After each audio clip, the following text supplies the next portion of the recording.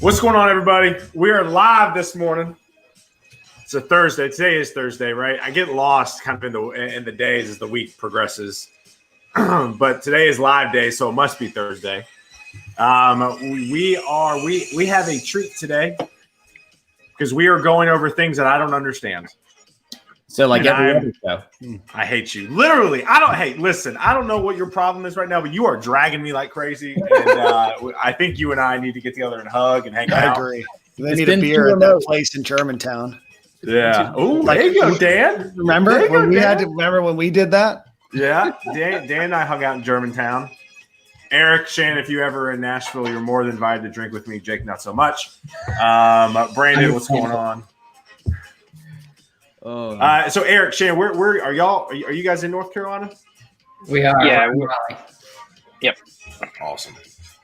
Mm-hmm. I love it. Guys, add us, comment us, let us know where you're tuning in from. I know Eric and Shannon would love to hear from you. I know everything's obviously a little delayed too. But again, we're going to get started here very shortly because at the end of the day, you guys came to hear about NFTs and blockchain, not an intro and me running my mouth.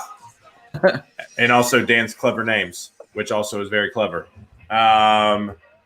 Julio, what's going on? Good morning, man. It's good to see you. As always, what's up?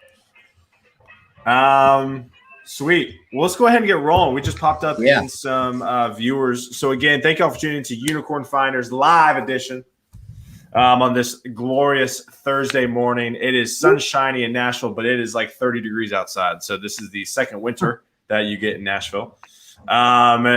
We are joined today by Eric and Shannon. We are going to talk about a topic that is very hot right now in the market. But before we dive in, again, Unicorn Finders was found by me, Jake, and Dan. When the pandemic hit, we were very lonely and we were all very good friends. And so we decided to go ahead and form this thing. And we are over a year later into this, and it's pretty cool. The guests we've had. So again, thank y'all for supporting us. We're also about to launch merch. Dan, where are we at with merch, man? Where are we at with coffee mugs? Super excited. That's a great question, Taylor. I'm glad that you asked. I will be working on that from 2 o'clock to 3 o'clock today on my calendar. Here we go. Yeah, it's on my calendar. Coffee mugs.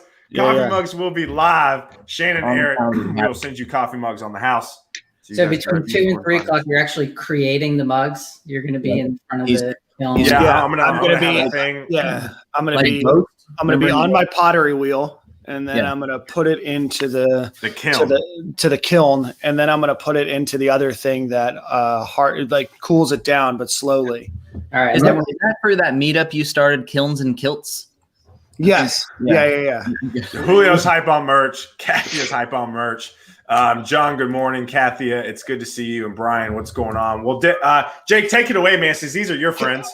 Can we make an NFT of a Unicorn Finders mug? Well, that's what I was how going do we to say. do that? The goal of this is to come out of it with the NFT merch. Mm-hmm. So that's there we go. I love it. There we go. It's time. I won't have to do anything. Perfect. No pottery. Do it, Dan. Well, no pottery. Just keep creating online. Yeah, as people, as you know, I'm sure everyone's been seeing the buzz. If you don't know what NFT is, or if you didn't before, 4 weeks ago, and what the heck all the buzz is about, we're going to talk a little bit more about that today. Start with the 101 of NFT and maybe a little bit of the business case and the technology behind it, and then why the heck someone would buy a $500,000 house on Mars. That's not actually a real house. I don't understand it, but I'm really excited to learn more about that and how that value grows. And then we'll dive into a little bit on how to start creating your own if you feel like you have something of value, and how to sell it, where to build it, what works from that. So who wants to start with the 101 on NFT? So how about I'll start with kind of the part of it and then hand it over to Shannon for how it actually works. So NFT 101, NFT stands for non-fungible token. That's important. The difference between non-fungible and fungible. Non-fungible means it's hard to exchange that with something that's like it. Fungible, which is a lot easier to use in an actual example, means it's easy to exchange. A dollar bill is fungible. Every dollar bill can be exchanged for another dollar bill. And so it's easy to replace, and goods and services are typically easy to buy because we all understand all those dollar bills are worth the same. Yeah. Physical art is non-fungible. Anytime you look at a piece of physical art, there are a million different properties about that artwork that creates value to it, including your own perception of art. Therefore, it is non-fungible. So an NFT is a non-fungible token. It's being able to take that concept like physical art and convert it to the digital world. So we all have things, digital files and creations that we've made that are not easily to place a value on it. Bitcoin is a fungible digital asset. Every Bitcoin is always and will always be worth one Bitcoin. So no matter which Bitcoin you have, you'll be able to exchange it for another Bitcoin. But if you create a picture in Photoshop, you take a photo, let's say, digital photo, put it in Photoshop, do some filter and editing, it's got unique value to it. You can turn it into an NFT, and now you have that same, the digital equivalent of the physical art. So that is essentially what NFT means and what it is. So I guess Shannon, kind of go through what it means to own an NFT and how that actually works. Yeah, so I'm going to back up a little bit and describe some of the properties of blockchain.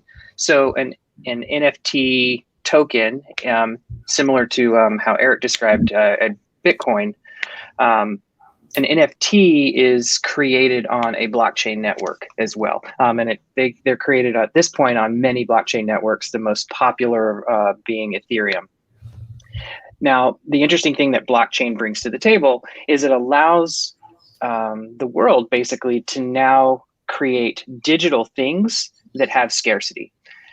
So before blockchain was around, you can think of like an MP3, right? So you have an MP3, it's music, and if you copy it from CD to your hard drive, right? You've made a copy. Now 2 of those copies exist. Let's say you email it to somebody. Well, that email hops through multiple servers and to arrive at its final destination in somebody's inbox.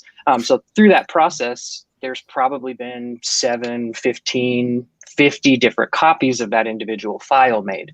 So the idea of digital scarcity didn't exist before blockchain.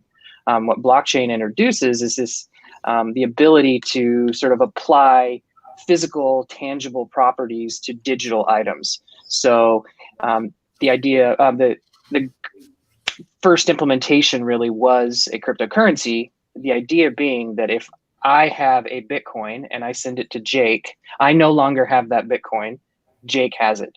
It's never in the mail. Will you send me a Bitcoin? Because I'll take it right now. If you're Same. I will send you a butt coin after. There we go. There we go.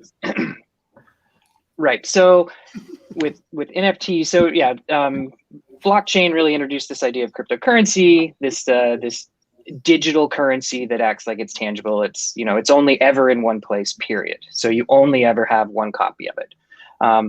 Then as people began experimenting with the blockchain, they decided, well, instead of creating a token that there's 21 million of them, what happens if I create just one of them and I associate a file with it?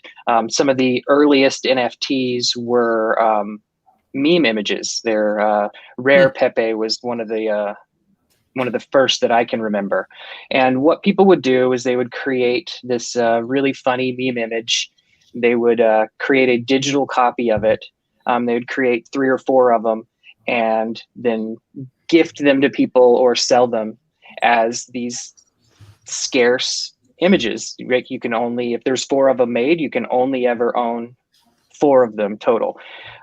So it sort of gives to the user this exclusivity, right? So going back to the music example. So real quick about the Rare Pepe. If I'm looking at something Rare Pepe, that's not the NFT version because I have access to it just on Google, right? But if there's a specialty one that's created, the only way to access it is either to be an overlooking the shoulder of the person who actually owns it, right? Or some way of sharing that, hey, look what I just got kind of thing. So similar to physical art, you can go to a museum and you can stand and stare at the Mona Lisa.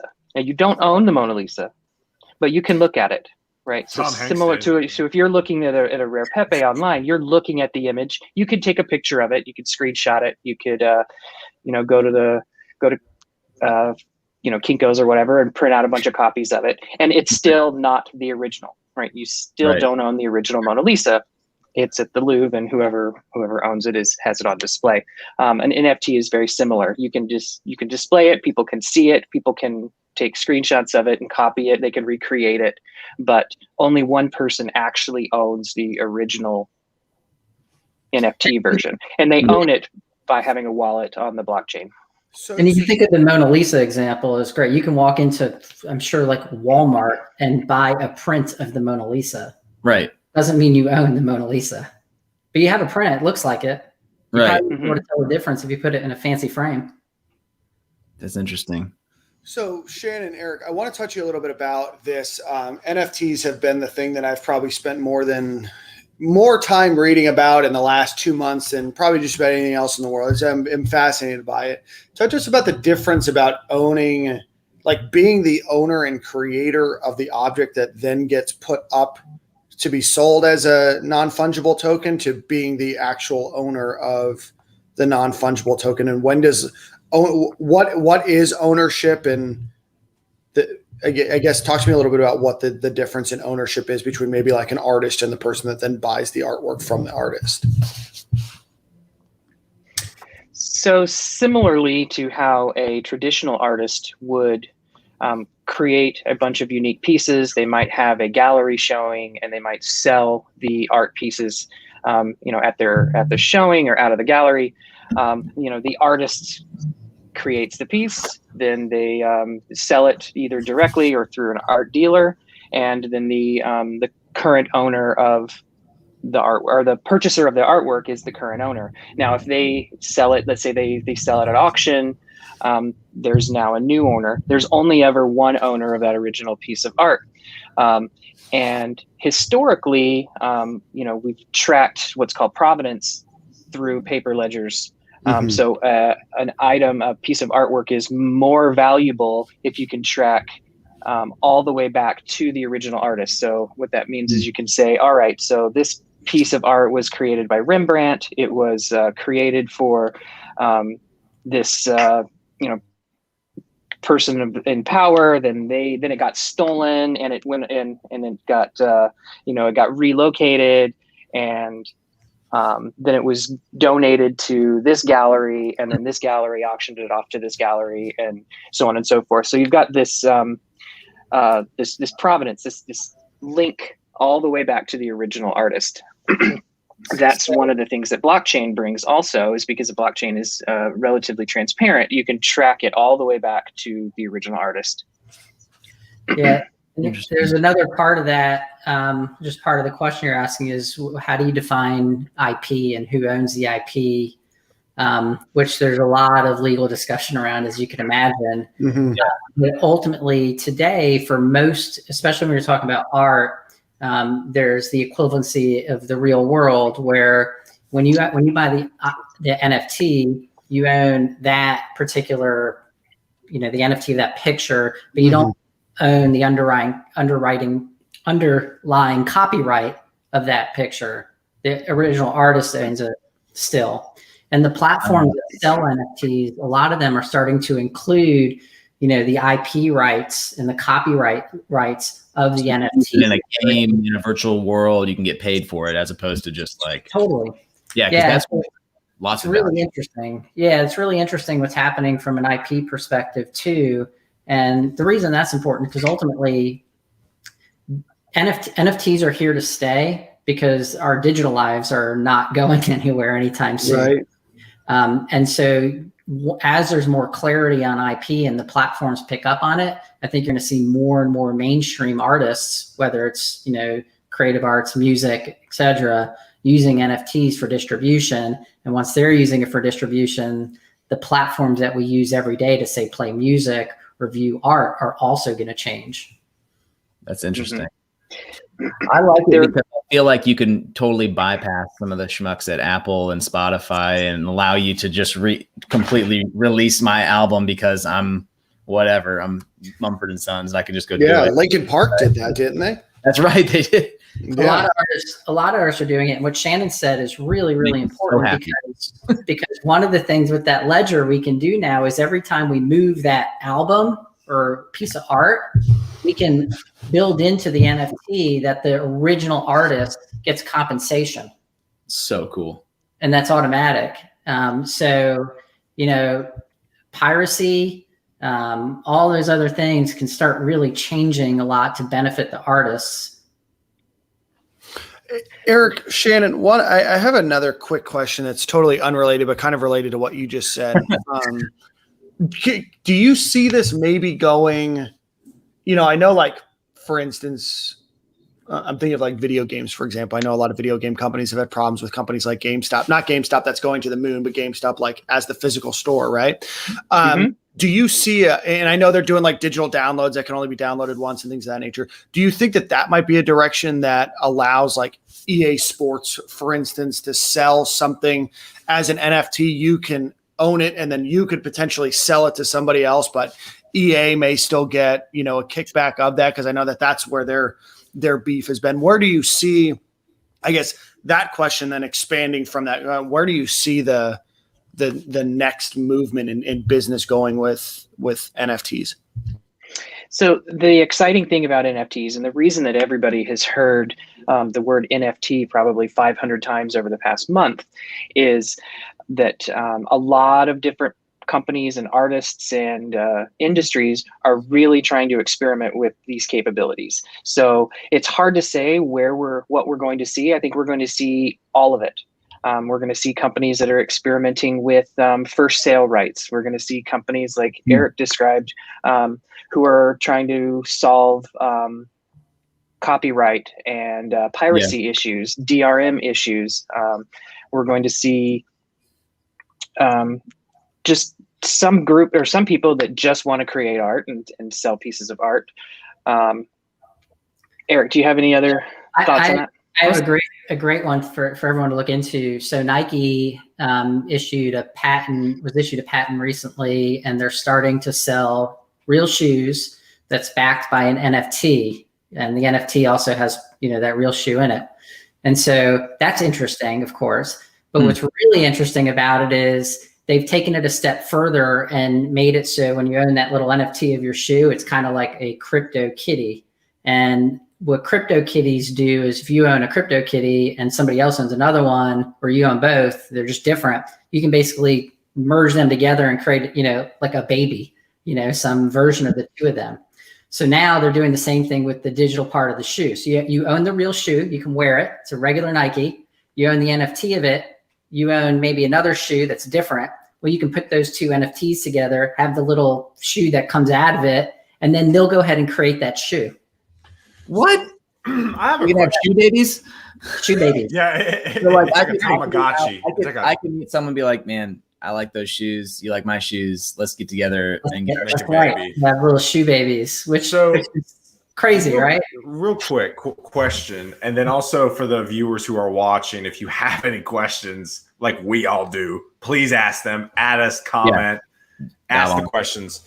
So how does one, so let's say like, I want to get an NFT, create an NFT. I don't know the exact verbiage, become an NFT. How does sell yourself, prostitute yourself as an NFT? Yeah, listen, I'm gonna go little Nas style with those shoes. But how do you go about like creating one? So like, there are a number of platforms that exist currently, and if you watch or if you read the news about the cryptocurrency space, it seems like there's a new platform popping up every week. Yeah, that will allow an artist to pretty simply just upload an image, upload a video, or link to an existing video or image, and pay for the creation of an NFT or a set of NFTs or collection of NFTs. and it's really pretty straightforward to create them. Now it gets complicated when you try to sell them or transfer them to other people or explain to somebody how they're, you're going to give it or sell it to somebody that's never heard of such a thing before. That's the complicated part right now. Creating them is relatively straightforward. You just, pick a platform that's got features you're looking for and, walk through the steps. I was thinking about this too. If you have people that are missing out on first editions because you just can't get that kind of stuff anymore, you can, in theory, bring value back to a first edition. If I went through, like Amazon has their self-publishing platform for a book, right? If they were to add a bolt-on of NFT to that, then when I publish that book, it can have an NFT token, or NFT, that's redundant, isn't it? But whatever, NFT token tied to it. That'll be like, this is the first 100 sold, whatever. And then you can trade those first 100 later on a different asset. But would I have to go through, like, say for that book example, you said that some of those different platforms have different features on that, right? So it's like, is there ones that are more specific to art and more specific to print and more specific to music or whatever? Is that what you mean by that, or can you help me understand? Yeah, yes, there are. There are some that are geared specifically towards music, and there are some that are geared specifically towards unique pieces of physical art. There was a platform I read about this morning that is exclusively for high value artwork. So Damien Hirst is going to be the first one to release a bunch of NFTs that are backed by physical paintings. So crazy. Yeah, that's exactly right. Did you hear about that Alex Ramirez Malice who sold his NFT recordings of his farts for $85 each? Yeah.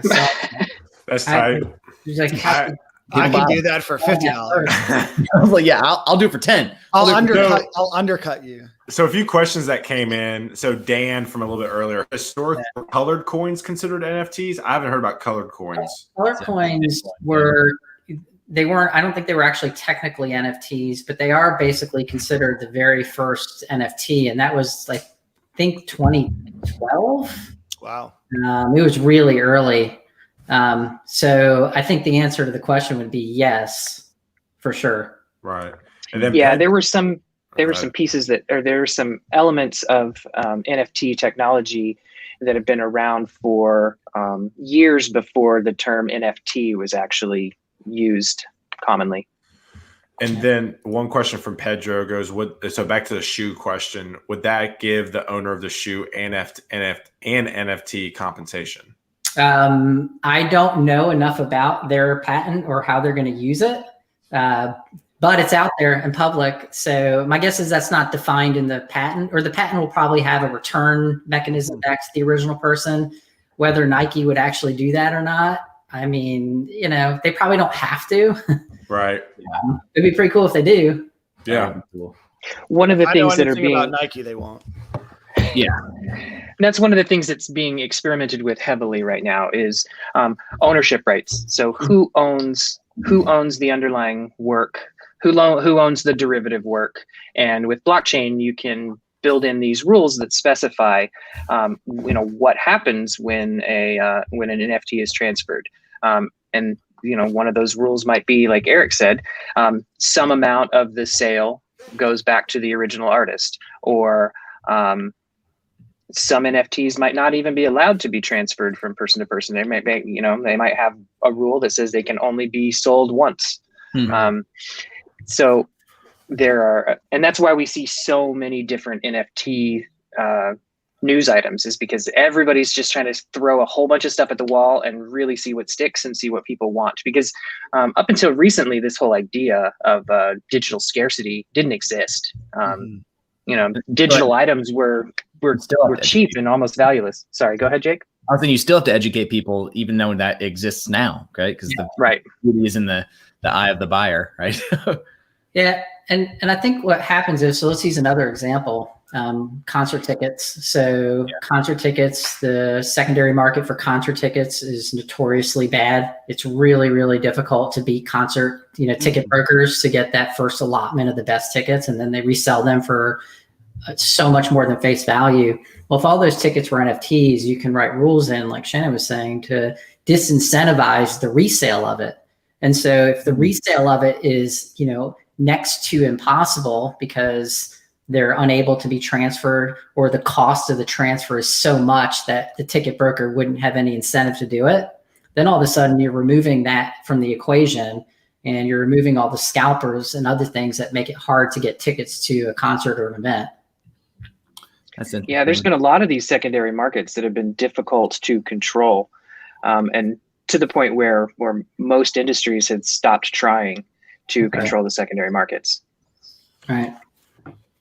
So in this case, say I am a secret millionaire and I want to buy a gallery of digital art, and I want to buy a bunch of, you know, I want to buy that house on Mars rendering, and I want to buy whatever. How do I show that off so that I can show people how rich I am digitally? PowerPoint slides. And what the heck? Yeah, what the heck? It's not like you're going to like bring someone back to your house and be like, slide projector, where an art would have been, but it's digital, so I don't have it on my wall. How the heck? Well, why don't you have it on your wall? Yeah, I don't know. You can throw it on your TV. I mean, everything's digital, right? There are TVs that look like picture frames. They work really well. I want to watch The Office. Like, I want to keep The Office rolling all the time. Well, that's a personal problem, and why you're not a secret or a real. But yeah, I mean, I think that just like anything, everything we do has become more digital. There are digital art galleries. People are going to walk in them. There are going to be physical art galleries with digital works in them. That's where people are going to view it. Hey, here's a free business idea. Somebody could take all the old iPads and digital tablets, repurpose them, put picture frames around them, and then hook them up to some NFT wallet. So you could actually then, you know, repurpose this old technology, hang them up in your house, in your office, and have those, you know, digitally display your NFTs. I think it was this morning. So I'm giving a plug to somebody out there. A woman created a necklace, and she created a little frame around like old Apple Watches. And that just displays her little NFT art on her necklace. So it's, you know, all this stuff is happening. It's happening. It's happened in every other industry. We listen to 100% of That's going to take a while for me to get used to, Eric. I'm not going to lie. Oh, well, from because we're so focused on like the art. When was the last time you bought a really expensive painting? Never. A couple weeks. Most people haven't. And even very wealthy people, when they buy these paintings, they're not really buying them to display in their homes. They donate them to galleries. And, you know, they use them as a store of value. If something were to happen, they know they could sell them. But typically they don't even do that. They might pass them on through their family, or just, you know, just completely donate 100% of it to the gallery. Because they need the tax write-off. Right, you got tax write-off. There's tax write-offs donating NFT art to a gallery at this point. Oh, I would almost guarantee that would work. Yeah. Shannon. Oh, go ahead. Go ahead. No, I was just going to ask you a question. So obviously NFTs are everywhere, right? We've been talking about them for the last 2 months on Twitter. Well, we've been talking about it longer on Twitter, but really the last couple months because of NBA Top Shot. And then obviously, you know, because of the Beeple, you know, selling for $69 million. And then NBA Top Shot just a couple of days ago, they announced their valuation is $2.6 billion. Where did this come from? Like it kind of seemed like it came from nobody. I mean, except kind of I mean this in the most respectful way possible. Kind of the fringe corners of the internet to now it is mainstay conversation. Where can it go from here? And is this? I guess convince our listeners. You don't have to convince me, but convince our listeners that this is like something that they should be interested in. That it's like here to stay and not just like the latest fad. So I can actually take I can sort of deviate away from the art for a few minutes and, you know, go back to when we were all children. Now, if everybody here didn't collect baseball cards or non-sports cards or Pokemon cards for that matter, I'm could pretty much guarantee that everybody here at least was one or two people away from somebody who did, right? We had friends who collected sports cards. And one of the things that came with the collection of these sports cards or the non-sports cards were the element of trading, the element of chasing for a rare card. This was a massive industry when we were children, and it still is. So now companies have the ability to do the same thing over again, but with digital items, and make them a lot more advanced, right? Like Eric was describing, somebody could come up with a method to take two digital cards, so to speak, so two NFTs, combine them together, and now you've got a new special kind of card. You couldn't really do this with baseball cards in the past. You could, collect a whole bunch of cards. You have a whole bunch of duplicates, and you've got 3 rare cards. You could trade the rare cards or the duplicates with your friends, and so on and so forth. Yeah. That industry is going to see a resurgence, I think. That's one of the areas that I'm really interested in, and sort of that's one of the idea started. I think it was really made mainstream with the fringe community, if that's possible. Can the fringe have a mainstream? Anyway, CryptoKitties starts there. It always starts at the fringe and then goes mainstream. You need the fringe, right? And CryptoKitties really made it popular with the fringe community, and they did. In high school. What was that? Fringe? Yeah, I would say fringe. It's fringe. Kitties was my nickname in high school. Sorry, bad joke. Keep going. I'm sorry. DJ CryptoKitties. Well, it's interesting because if you buy up enough NFTs right now, you'll just be prepared for when we get plugged into the matrix and be able to bring everything fully virtual. I mean, I say it tongue in cheek, but there's so many people. I mean, there's a company here, and I won't say their name because I want to dog them a little bit. But there's a company here that 4 years ago, they were signing us as a client. And I was so angry at their customers for buying so much money inside their company, because it was like, you don't actually live here. And they were huge in Japan. And they basically, you could buy a real $100,000 condo in their virtual world. And people did it. This is before. Yep. I think they weren't even using NFT. Like, there's no real way to actually own that condo, even in the virtual world. And people they didn't back then on the platform. Yeah, so that was the other another industry that I think is really going to take off. And people, and again, these companies and industries have been experimenting with these ideas for quite a few years. They've only recently discovered that blockchain is one of the answers to the problems they had. So you were describing in-game items. Yes. One of the industries I worked in previously to this was the buying and selling of in-game currency. So World of Warcraft currency, or and so there was basically, I worked for a company that participated in a secondary market for this in-game currency. There was no way for the video game companies to sell, say, World of Warcraft gold directly to their users. But their clever users were like, "Oh, hey, this is a scarce item. It takes me, hours and hours and hours to farm this currency in this video game. I can mail the currency inside the game to another user. Oh, you know what else I could do? I could call up my friend and say, hey, I'll sell you a bunch of gold for $50. Well, that's the birth of a secondary market. The issue that these video game companies had was these were records in a database, right? So they were glitches in the game where some clever hacker could come in and they could say, all right, I'm going to take this gold, I'm going to mail it to myself, and I'm going to quickly disconnect from the game before the mail goes out. Okay, now log back in. Now I've mailed the currency to myself, but it's still in my wallet. So they would create this duplicates of this currency, and then they would just create, hundreds of thousands or millions of this currency and sell it and flood the market. Because there was no concept then of digital scarcity. I mean, kind of like what government does to companies. Yeah. So they invented the first money printer, for sure. Yeah. But now fake money. But with blockchain now, these companies, the actual video game companies themselves can directly sell these assets because they know that they're unique. They cannot be duplicated. They cannot be copied. So there's no need for a secondary market anymore. Yeah, I think there's a really good point there. This stuff is not new. It just never had a real anything behind it to make it official. Let's say people have been your digital collectibles. People have been collecting things digitally for years before blockchain. Yeah. So now we have a way to actually do that, make it meaningful. In-game currency games are, of course, the big example. People pay $100,000 for a sword and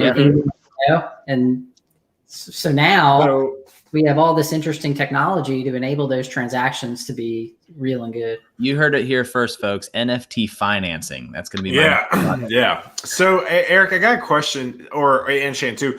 Would you say, so this just popped in my head, that all of this is moving towards VR?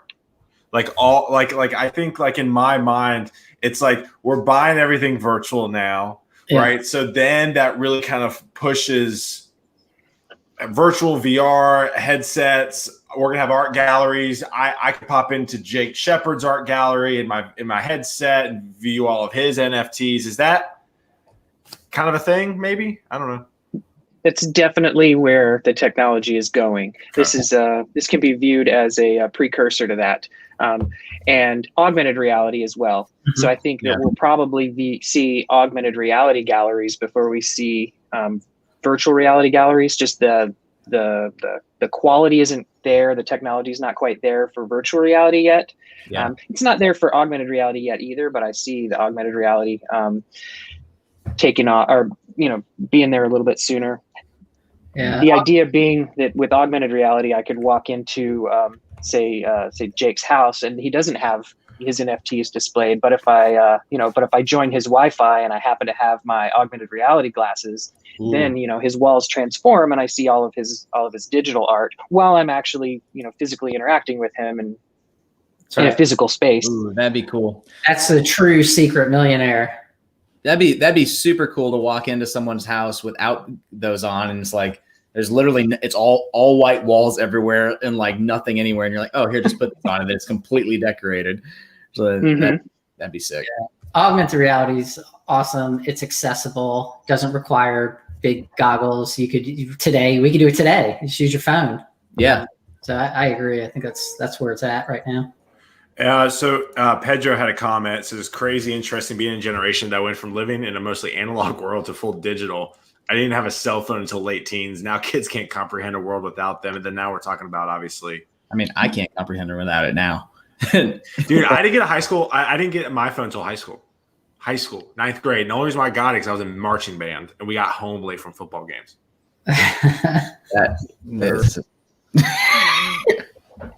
Yeah, I Nashville as a drummer.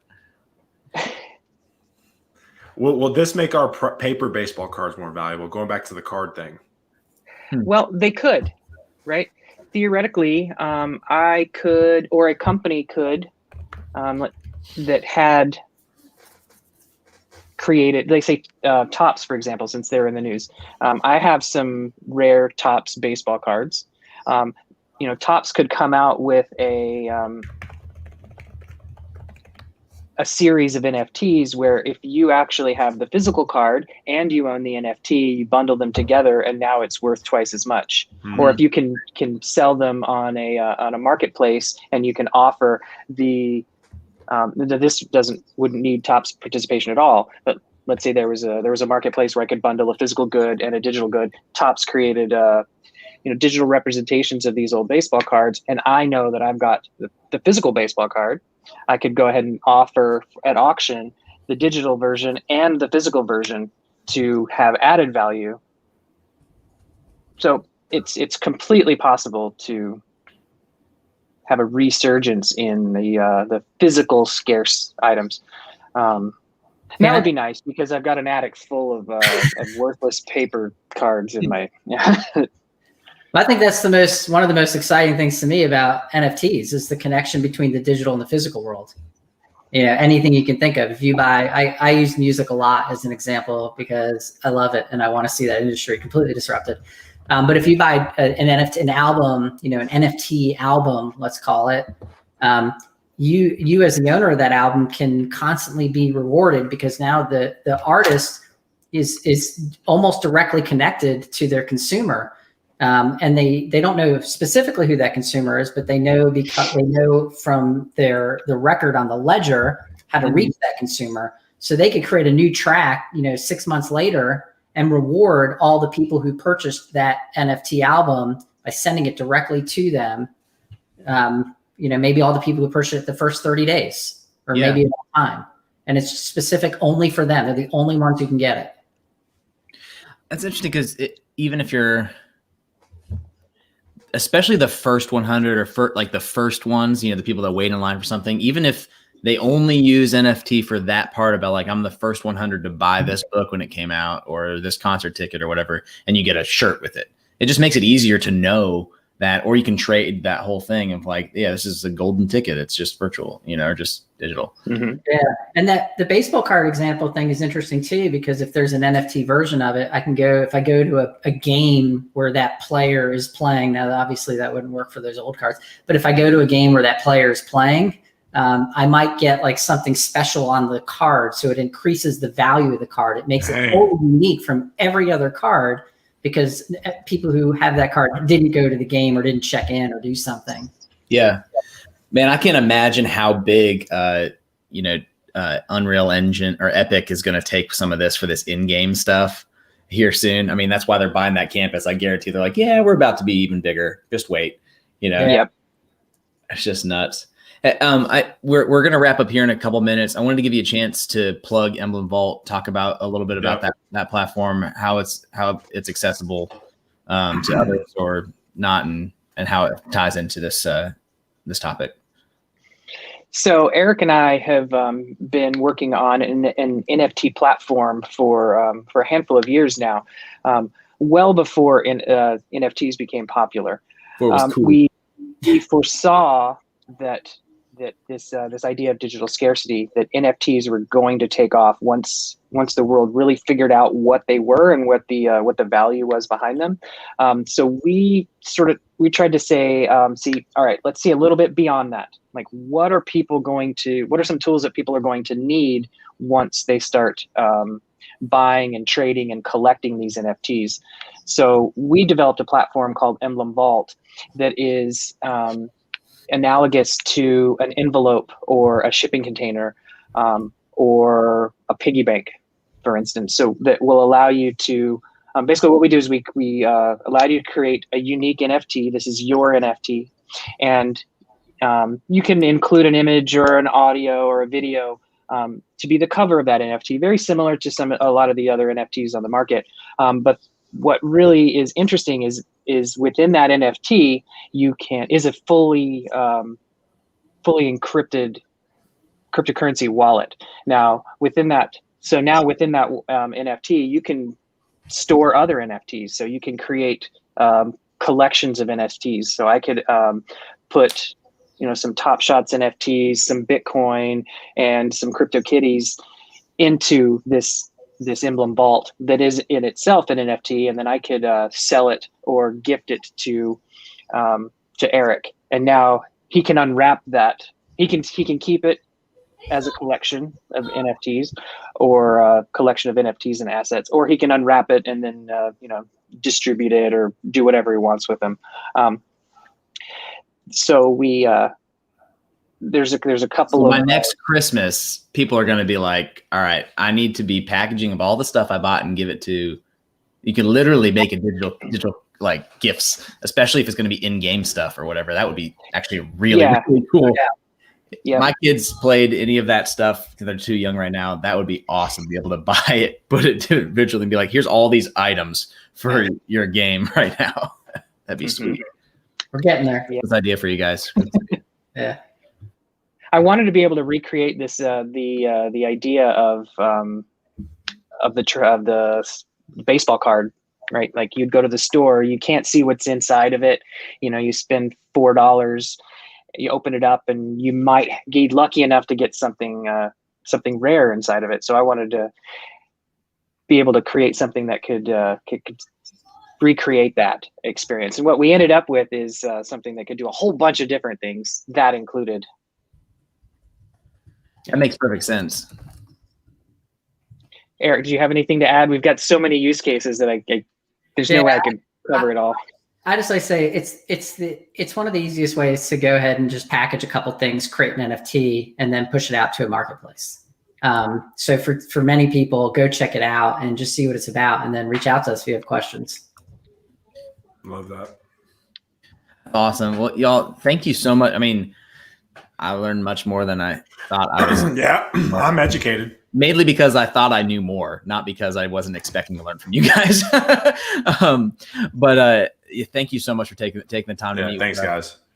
Y'all, thank you for listening in. As you can see, you've got Emblem's URL right there. Go check them out. Got some cool stuff, and stay tuned for merch. You can find that on the unicornfinders.com. We will be here again next Thursday, 10:30 EST. And thank you all for tuning in. This has been the Unicorn Finders. Have a great day. Y'all. Thanks, everybody. Peace.